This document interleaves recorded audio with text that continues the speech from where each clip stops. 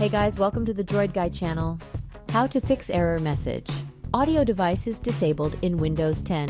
After performing audio troubleshooter for audio-related issues, there have been reports from Windows users getting error message audio device is disabled on their Windows PC.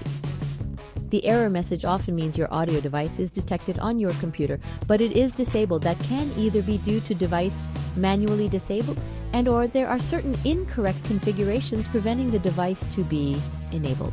In this video, let us go through several troubleshooting solutions that you can do to fix the error message result after performing audio troubleshooter. But before we begin, we would appreciate it if you hit the like and subscribe button for more troubleshooting videos. First solution, enable audio device from control panel. It is possible that user have manually disabled the audio device. That is why it is not appearing on the list of devices. Windows is designed to hide all disabled audio devices. That is why to fix this error message, you may need to enable audio device from the control panel. Type control panel at the search bar located at the lower left. Make sure view by is set to large icons or small icons, then click on sound. Next, at playback tab right, click anywhere and check the options show disabled devices and show disconnected devices. Right click on your audio device and click enable, though in here my audio device is already enabled. Click apply to apply changes made and then click OK to exit, then check if error message still occurs. Second solution, enable audio device from device manager. The device manager is where all the devices connected to your computer. It is also possible, as mentioned earlier, that the audio device is disconnected from the device manager, causing the error message to appear. To fix this, go to device manager and then enable the device from there.